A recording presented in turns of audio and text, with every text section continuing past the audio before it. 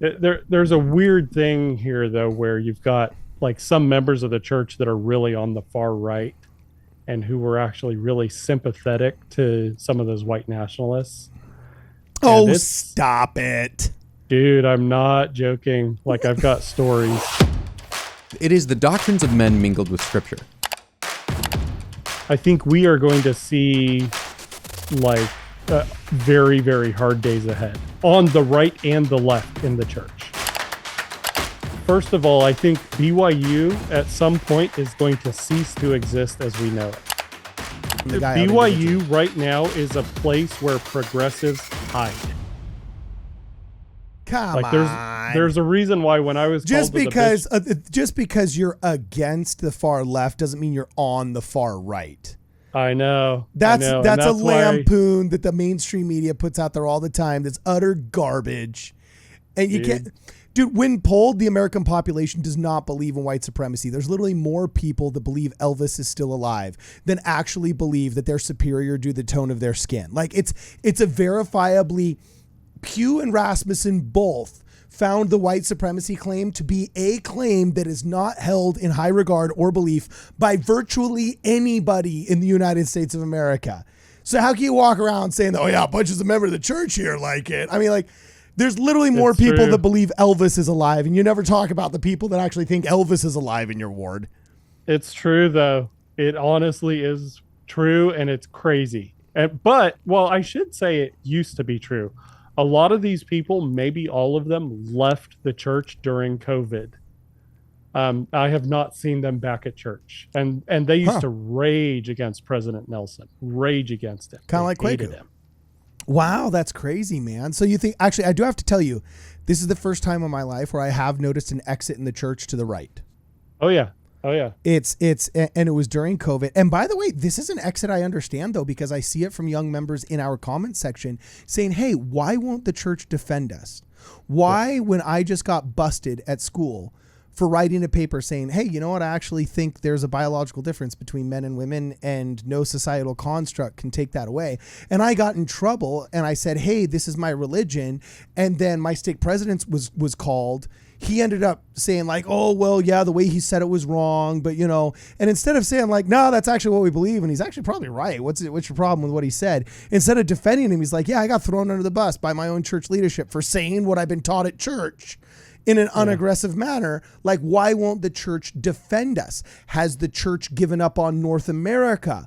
Like, I've heard all of these questions legitimately asked.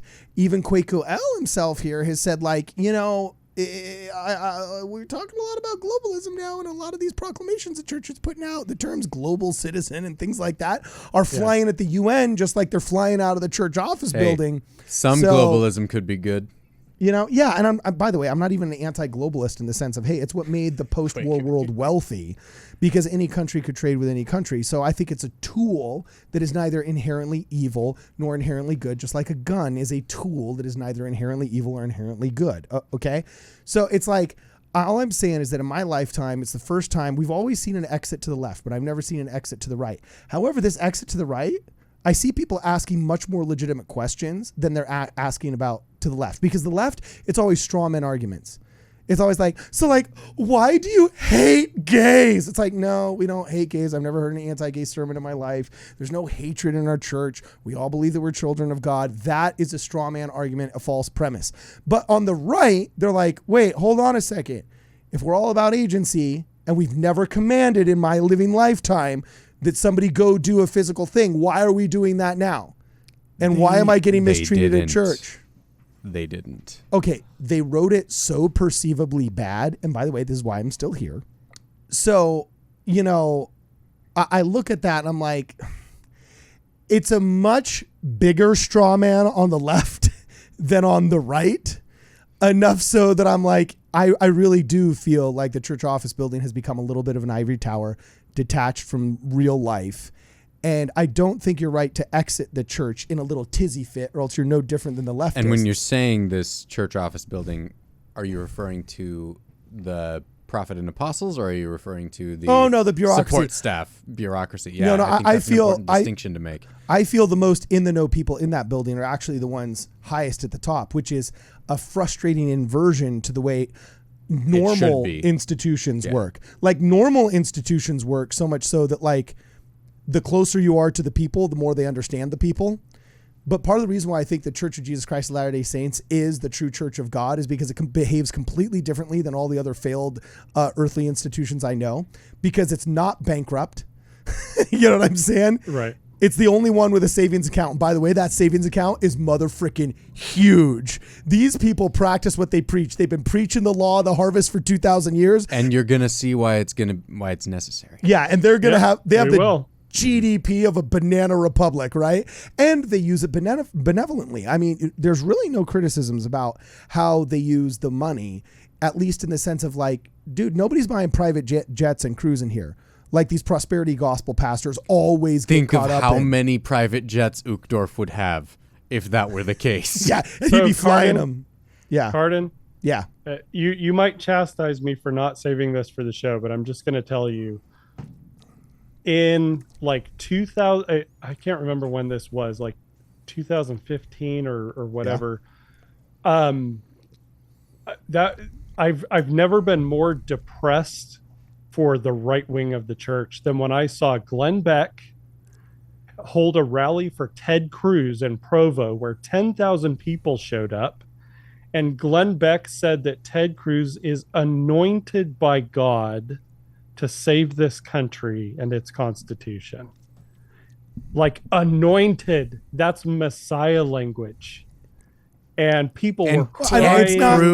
It's not Messiah language. It's biblical language that is linked to the Messiah. And yes, that seems a little bit, I didn't hear that quote myself. And if I saw it, I'd be like, it was well, now hold on. Let's be careful who we put up in a pedestal. Because this is the same bonehead that didn't vote to take away the 230 protections from social media companies and their censorship. So I mean, like, before we say this dude's anointed by God, let's just run a couple more litmus tests, okay? Right. But I was there.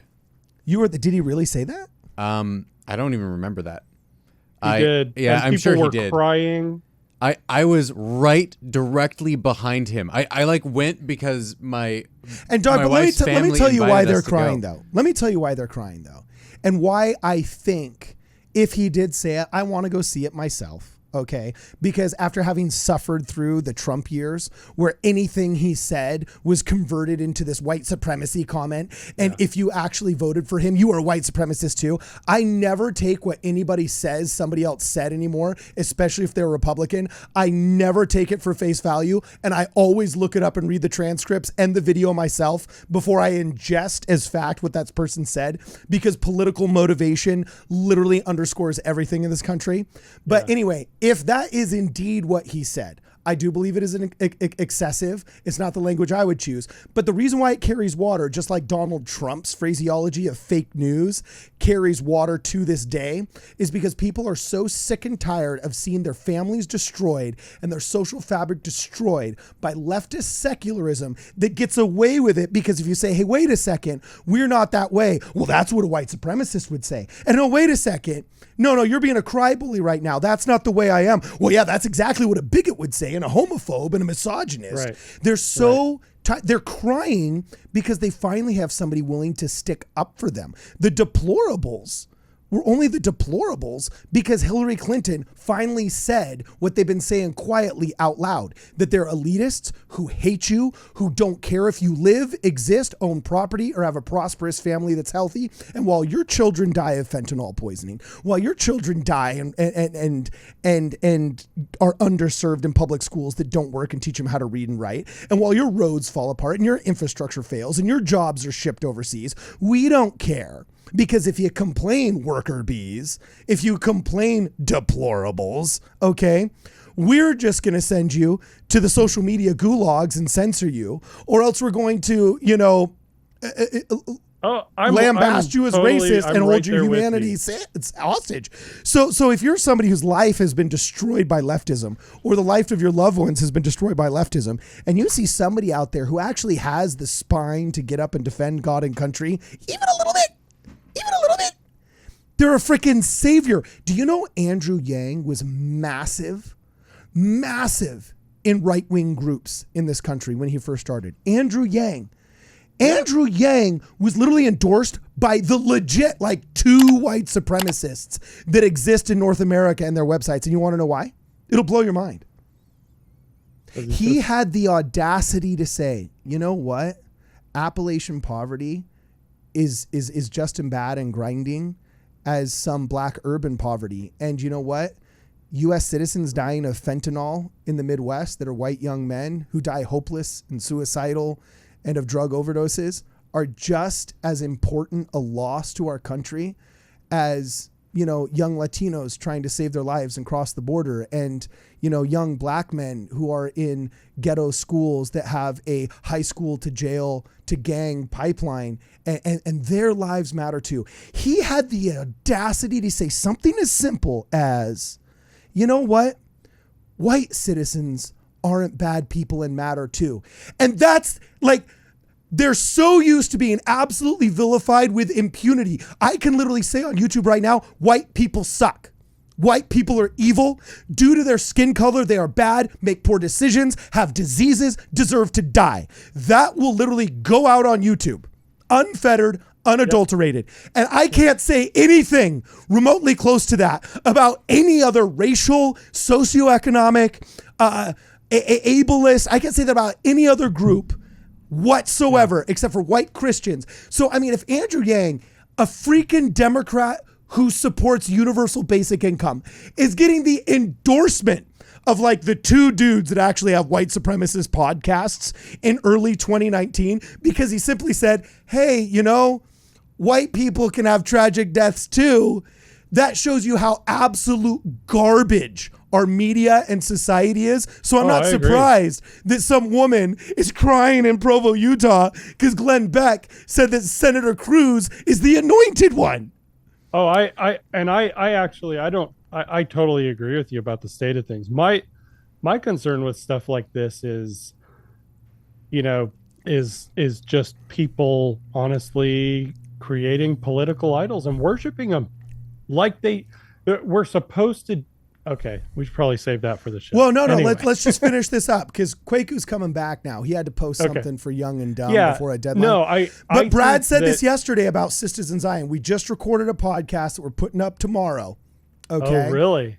Just recorded a podcast that we're putting up tomorrow, in which Brad made the observation that, what'd you say, Brad? This is obviously somebody where politics had become their idol. Yeah, they've just replaced their love of God with their love of politics. Jim Bennett said the exact same thing too. He said when he was in the Republican Party and he disagreed with the party about something, and it was something minor. Look, like, you know, Jim Bennett's friends with every enemy of the church, and he will bend over backwards to try and make a connection and build a bridge. I don't fault the guy because he's a member of the church first and then a Republican second.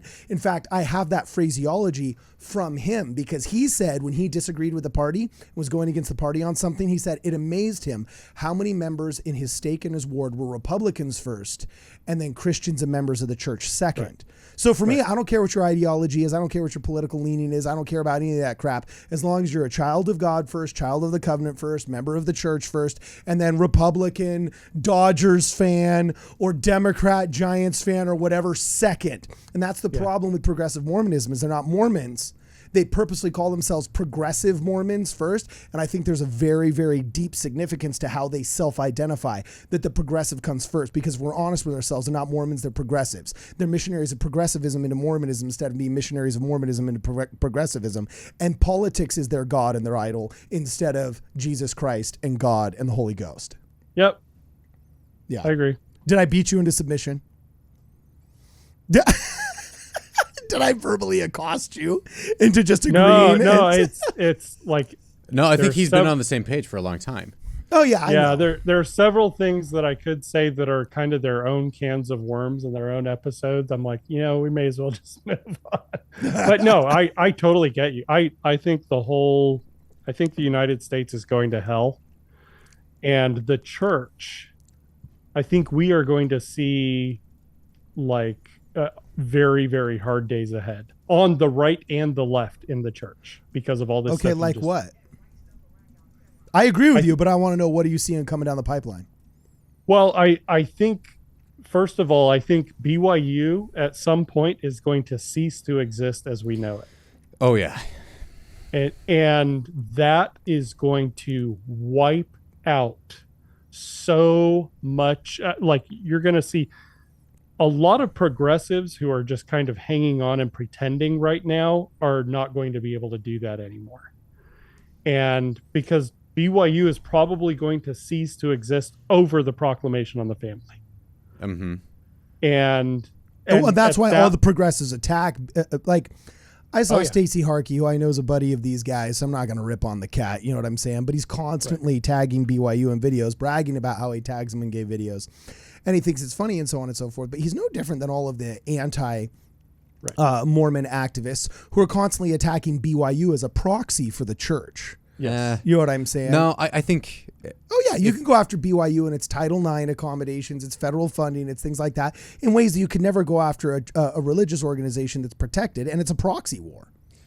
Yeah, but I think BYU and Stacey Harkey have a significantly different history than the Ex-Mos and the church in general when you're talking about well, yeah, BYU I'm just saying he's the one I saw on Instagram doing it last. I'm not calling the guy out. BYU right now is a place where progressives hide. They go and they do their recommend interviews or whatever it's like people say progressive religion is parasitic.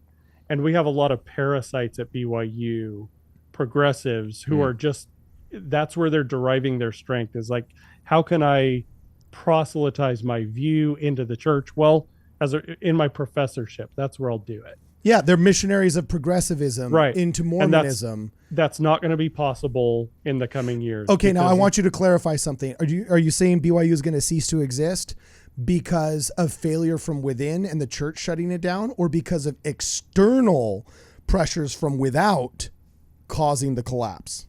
The church has, so Clark Gilbert and Elder Holland have warned BYU faculty and administrators, this is coming.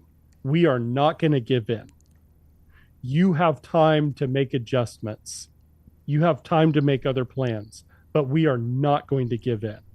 Every message they deliver, they reiterate this. And if that means that BYU actually, it gets right-sized, where all of a sudden it's now, a fraction of the size that it was, and it's primarily a technical school for a while they rebuild from scratch with people who actually believe in the gospel, these are all possibilities.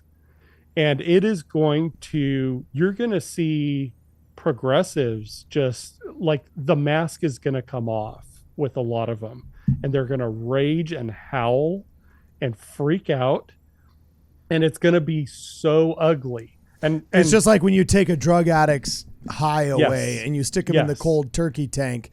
Like, I mean, dude, I'm not admitting to having been in maximum security prison for a week. so having been with the worst criminals that a certain state had to offer. But you ever seen a guy, you ever seen a guy coming down from heroin? There's vomit everywhere. Yeah. And his body's coping with the free drug that he's gotten forever. Yep. And they will do anything, fight anybody, say anything to get it. And I mean, I agree. And I know a lot of people that have stopped donating to BYU because of these absurd stories you hear of like anti-Mormons. It's going to be a bloodbath. I'm telling you, a bloodbath. Okay. When do you think figurative bloodbath? Figurative bloodbath, a social bloodbath. When do you think it's going to be? I think it's within 5 years. Yeah, within 5? I think it's within 5 years. I can see that. I hope it's, as you say, in the sense of a slimming down to a small technical school, not a complete dissolution, but I hope that you're right in the sense that they say, okay, look, it seems like only half of our staff and half of our students actually care about the original mission statement of come to learn, go out to serve. Yeah. You know what I'm saying? And so, we're trimming this thing in half. We're literally cutting all the fat. And these BS Goodbye majors. to the humanities department. Goodbye to sociology. Well, there's plenty of humanities that could stay that I do not see as corrupted. Right. You know what I'm saying? Like their animation department is wonderful. Yeah. Okay. But they're going to have to trim back to that. And that's going to be ugly. Ooh, dare we it's gonna say a be purity ugly. test? What was that? And dare I say a purity test? Yeah, will be the purity administered? test has already started. It's already there with the ecclesiastical endorsements. The purity Oh. test is starting, and it's constricting and constricting and constricting. They keep implementing new rules, and then you're getting howling every time in the Salt Lake Tribune. You watch. That's going to continue. Because I It is feel going to be a BYU's gotten bloodbath. more lax and more progmo ever since I left. Well, up until Not recently. what, 4 years ago, maybe 3. Okay. It's been on the upswing recently. Yeah. Okay, it maybe is- that might be my own inexperience, but I No, got to tell you, I was very it's happening. disappointed. It has started. Yeah, post Kwaku and I getting out of there, it's getting. Okay, you almost done, Kwaku? Still need more time? Okay, so you started out this whole convo saying that you had what you thought was bad news about the right wing in the church. And I pushed back saying, like, I don't really feel like there's any real right wing in the church, because in America, our right wing is a Republican Party that, like, openly endorses gay marriage, taxation of 53.4% in certain states. Like, I mean, our right wing is a leftist's dream, all right? And we all believe in representative, elective, democratically elected constitutional republics. Like, we're not right-wing monarchists who believe in, like, you know, blue bloods and kingships and monarchies ruling over us like they do in Europe and other places that have, like, a real right wing, all right? So you said that you noticed a big exit from the church to the right, okay, and then you said you haven't seen some of those people, and you thought that they were incorrect, and I said I think they're incorrect for leaving as well. However, some of their questions they're asking on the way out seem to make a little bit of sense. And I would argue that those questions make sense to you, Cardin, because you share them. It's not necessarily because they're more valid. I think they're down the lane of where I you've been agree. too. No, yourself. I'd say no. I don't share them wholly and completely because, Yes, like, but they are closer to your own ideology. well, like, for example, I think. I understand why a prophet might even come out and just say something I blatantly disagree with, and why we still must obey, if not just to be an Abrahamic test. So it's like, Yes. even if I directly 100%, we're not even talking 90-10. With these people that are leaving, I feel like I'm 60-40. I'm like, you know what? I see more of where you're coming from than where you don't. With the people exiting to the left, I feel like it's 10-90. I'm like, you know, I see the 10%, but 90% of what you're saying is garbage, hyperinflated, and it's crap you learned on the internet. So I don't have a lot of sympathy for you. But for the people exiting to the right, I'm like, you know what? I kind of see where you're coming from, but where you've meandered through to get where you are and the decision you're making, I don't agree with. Yeah, and it's, I don't know, I see it as a testament that the way back to God is truly straight and narrow. You know, you've got to be really focusing on receiving good direct revelation. Did you just say that you have to be heterosexual and skinny to make it through the church? Obviously, that's what I meant. Yeah, I mean,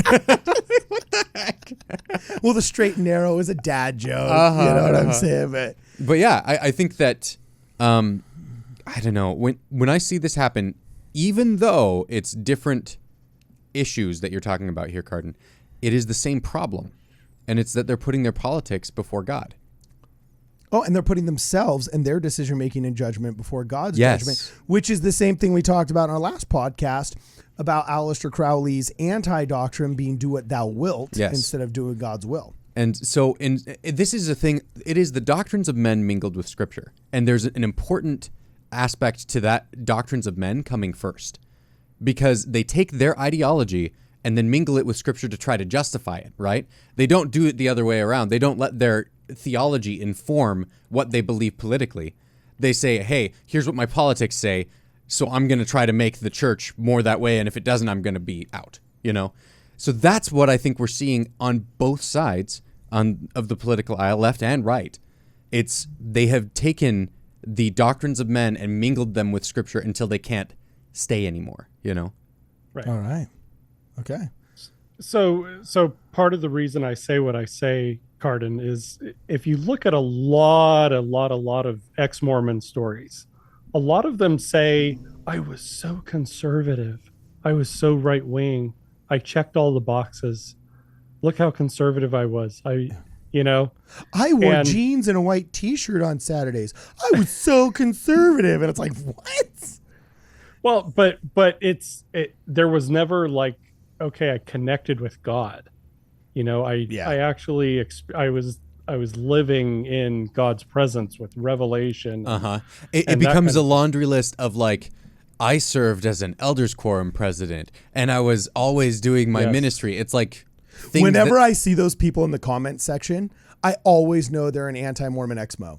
Whenever they start out a comment saying, I served in the elders quorum, I was a bishop, I was this, I know what I'm talking about. It's like, no, obviously, no, you don't. Because if you boiled your religious experience down to what titles you had, you're literally committing the crime that Jesus said not to commit when he was accusing the Sanhedrin in the New Testament. You know what I'm saying? So it's like you never had a connection with God or understood the doctrine of Jesus Christ. If the formulation of your opinion of your status inside the church is based upon the titles that you had that were supposed to be public service titles, like you don't know what you're talking about when it comes to my faith. So I'll keep reading, but I know that you're not acting in good faith as you finish these sentences. Right. Well, so let me give you a hypothetical, Cardin. Okay. Imagine President Nelson tomorrow were to issue a statement saying that Vladimir Putin is a deeply evil human being, which is factually true. Factually true. Okay. How do you think right-wingers in the church would process that? They'd say, I think 5,000 people would leave the church over that. oh no, Really? What In are a you talking day. about? Oh You yeah, think 5,000? all of the boomers that remember the Cold War when our president calls out the Russian leader, they're going to leave the church. What are you talking about? Right wingers would say, finally. I mean, that was literally what all the left wingers were making fun of Mitt Romney for when Barack Obama said, "Oh, the 1980s called and they want their foreign policy back." When Mitt Romney in the debate said that Russia is our number one geopolitical adversary. So it's like this idea that the right wing of the church, or the right wing of America, I is don't just some know. big Putin fan. But I is don't know. a total straw telling you. man I set up think- by the leftists in this country. Cardin, you haven't spent enough time on Twitter if you think that.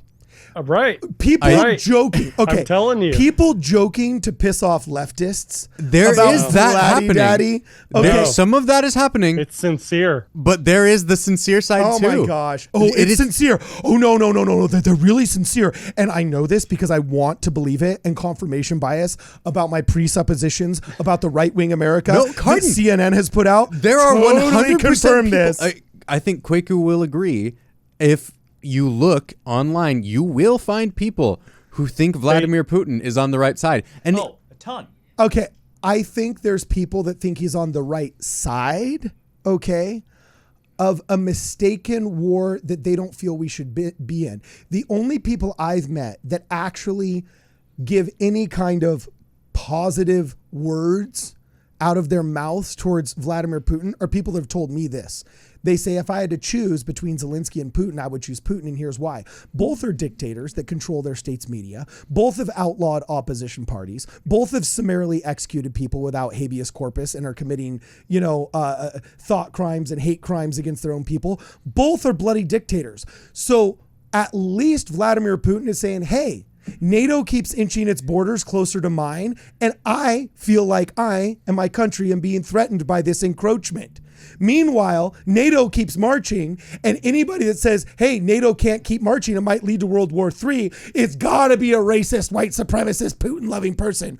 Or maybe we're just like, oh, I see where the other bloodthirsty dictator is coming from. Like if the Shiites and the Sunnis, I'm not a Muslim, but when I look at what the Shiites are doing, which I believe is wrong, and I see what the Sunnis are doing, which I believe is wrong, but I understand what each one of them is thinking. That doesn't mean I'm pro-Sunni or pro-Shiite. It simply means I understand what the other dictator's thinking. And so anybody that says, I get why Putin doesn't want NATO encroaching on my borders, doesn't mean you're a Putin stan right-winger. It means you're capable of rational thought, But and you probably won at risk. you're missing the point of Okay. what Dan was saying. I which is, probably am. If President Nelson said Putin is evil, 5,000 people tomorrow would leave the church. So, Okay, I think it would be 5 people would leave the church. 5,000 would people- tweet about it, and We- then everything would be fine. We have people posting clips of Tucker Carlson fully standing Vladimir Putin. I'm for him. I'm for him. I like his vision. I agree with him. Again, I want to see that and digest it myself, because I don't believe anything that anybody says about this is what he meant, because I survived the Trump years where you couldn't say, no, he wasn't saying there's good people on both sides. Actually, I watched the full clip. He was referencing the statues. Actually, what are you, a white supremacist MAGA hat? No, actually, I've never owned a MAGA hat, but I am committed to the record. So like, maybe we can just correct the record. No, you're a white supremacist. No, I get it. I get it. You know? Like, I get it. People do take it. I'm just telling you, like, I have friends and family members who they soak up everything Tucker Carlson says. Like, he is now their prophet.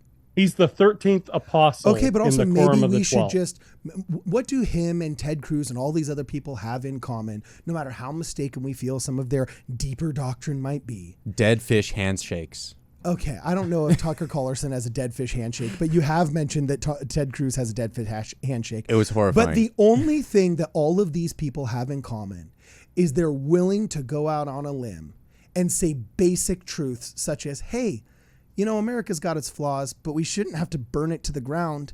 And maybe having rhetoric on Ex-mormon subreddit about, burn it the F down with truth, and then having arson, according to the FBI, in Mormon chapels go up 14%. Maybe those are correlated and we shouldn't do those things. So like, America's flawed, but let's not burn it to the ground. And all they do is commit the crime of saying, let's not burn our society to the ground. But Cardin, they do more than that. You are correct that they say things that are correct at times. Yep. I mostly agree with Tucker Carlson. Yeah, I'm like 60. I'm not even 60-40. I'm like 80-20 with Tucker. Okay. But the thing is, we have to be willing to recognize when they say things that are wrong. Okay, I will have to see the clip where you say Tucker Carlson was openly endorsing Putin. Okay, There's like hundreds of them.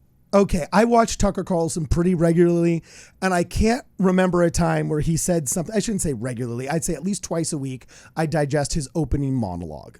And I probably do it through bootlegged streams on YouTube without paying for Fox Nation, I confess. But, you know what I'm saying? Like, I listen to enough of Carlson to feel like that I'm relatively familiar with his rhetoric, and it does not seem to include open endorsement of the human rights violating Russian dictator. Okay, that's all I'm saying. And I want to see that before I believe it. But here's the deal. Back to the root of why this was even brought up in the first place. Okay. You have people who are more passionate about these political things than they are about the spiritual aspects of their lives. Yes. I am wondering, why do you guys think that is? Why are people willing to get more up in arms and more engaged politically than they are willing to get engaged spiritually?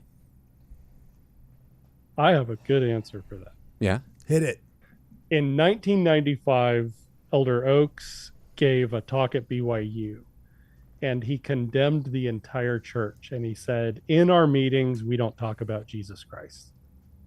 And he said it to the entire church. Like, we have people going to church week after week after week and never hearing the name of Christ at church. Now, nowadays, that's not the case. Yeah. But back then, we had a problem. I was growing up during that time, and it's true. It was all about like other stuff, being Mormon. Let's talk about how to be Mormon. And there was an emphasis on the Book of Mormon is scripture, and unfortunately that created an atrophy of understanding the New Testament, which was an unintended consequence of their zealousness of the Book of Mormon. Doesn't necessarily but not actually seeking Christ. And now we're seeing the generational effect of that generational problem, right? We're seeing a lot of people who, I was so conservative and I just did everything I was told, and I don't want to be combative, Dan, but I'm even dubious of that claim just because I served my mission in 2002 and I hated it when they rebranded the missionary discussions as no longer discussions but lessons, and they said previously our missionaries didn't teach with the Spirit and they just taught with memorized words. And it's like, no, excuse me, hold on, no. I didn't go out and do what you said all missionaries were doing. I didn't just go out and regurgitate discussions on people.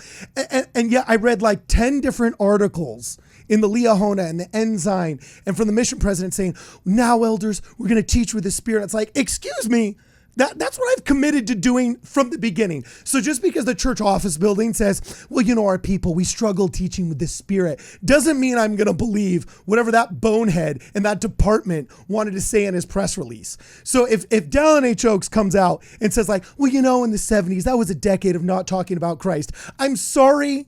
But I have a feeling if I go back and get the VHS tapes and the 16 millimeter films of the 1970s conferences, there's plenty of references to Jesus and plenty of admonitions from our apostles and prophets saying, hey, get to know Christ really, really well. Okay? Yeah. There's probably a societal this was drift. 1995. This was 1995. And Fine, he wasn't then the talking about VHS general copies. conference. Yeah, he wasn't was talking about general church conference. meetings. He was talking about ordinary church meetings. Okay. And I agree with him. Like, man, like we in church, we didn't talk about Christ very much. Yeah, man. I remember didn't. like in nursery when I was chilling there in 95. You guys had some weird, I don't know what kind of wards you guys had. In the 90s, we had an interfaith council where like the Presbyterian and the Catholic and all these other churches came and met in our stake center. And we had this beautiful interfaith meeting with like 17 different churches. And what else do you talk to a Presbyterian about if you're a Mormon other than Christ? The Dead Sea Scrolls? Like, Right. Come on. So look, I get that maybe there was cultural isms in the other regions that you guys lived, but some of these accusations just fall on super deaf ears. Mine was a joke. I was a baby. I have no idea. I know you. you. Okay, Kwaku, are you ready to come back yet, bro? Are you done? Yeah, dude, Instagram's being weird. Yeah, the analytics are down today and everything. It's in a mess. Really? Yeah. One thing I do want to say about this. Okay, so wait, but let's wrap up this podcast. We got left-wing activist Dan Ellsworth here interviewing us about why Black Lives Matter. You've gone from being best friends with Dan. Totally kidding, dude. That was Okay, so Antifa recruit Dan Ellsworth from the chapter in Charlottesville. You know what I'm saying? Totally just kidding. I'm totally just kidding. No, look, I'll tell you this much right now. This is where I agree with you, Dan. I think people that are very conservative minded, especially of your generation to mine, okay, and there's a legitimate need for conservative thought, especially social and fiscal in this country, more now than ever. So I'm not trying to vilify these people, okay? But because in their entire lives, they've been pushing the brakes on society, you know what I'm saying? And they've been pulling people back in this direction. When all of a sudden you cut that brake cord, they don't know where to go other than just resistance. You know what I'm saying? And so when finally they have that chance, you know, it's kind of like when you're pulling on that door and it finally comes open, you smack yourself in the face, right? I think sometimes conservatives in the church, because we're so used to people giving us fire from the left, you know what I'm saying?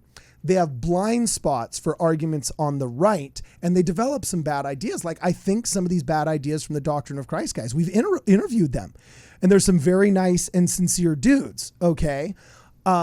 However, they've got some serious blind spots that Brad has encountered, and we found that they're willing to engage in tactics that sometimes are really no different than Jeremy Runnels and the CES letter and Mormon Stories podcast and things like that. Other times they amaze me at how much grace they give people, and I love and adore these men. I treat them as fellow children of God, right? But I see them committing some of the same errors that are results of them trying to develop conservative coping mechanisms where you can see conservatism was their God before necessarily the scriptures were. Right. So I agree. Yeah. All right. You ready to go quick? I'm just going to say, I think the left and the right are going to destroy each other, and we're going to sit back and pop popcorn and watch it. Yep. Ooh, I don't know. I think.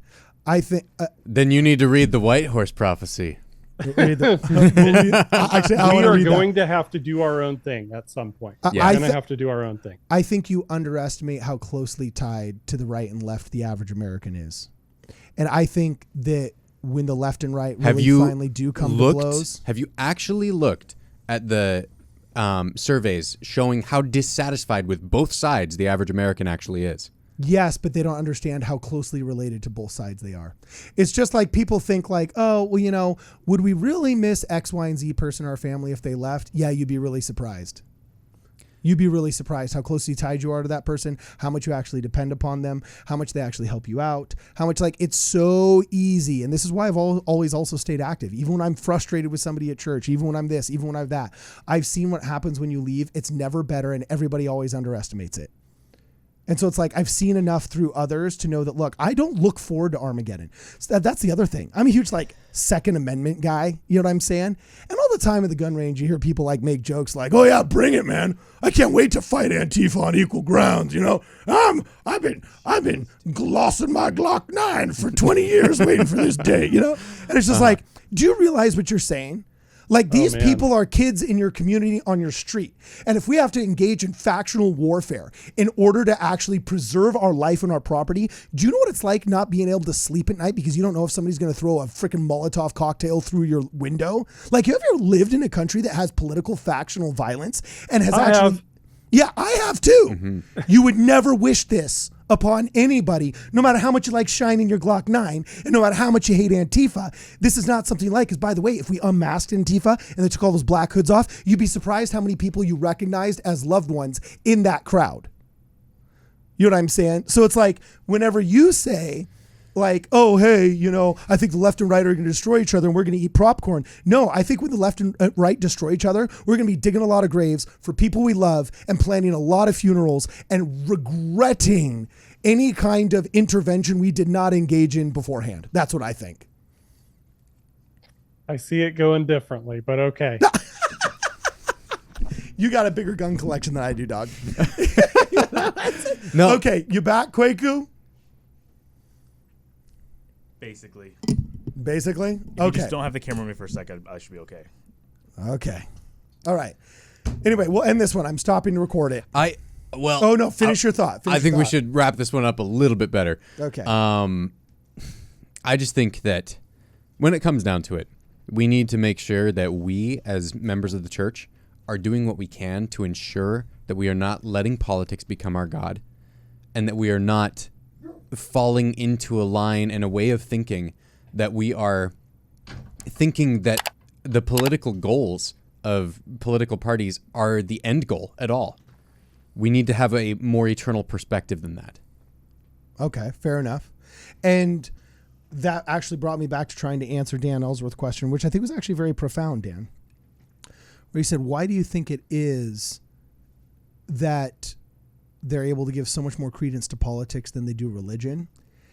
And I think it's because, kind of similar to Maslow's hierarchy of needs, which is a loose comparison, oftentimes, just like Heber J. Grant, who started church welfare, noted when he knocked on that woman's door and he gave her the Book of Mormon, and she said, okay, but will this feed me at night?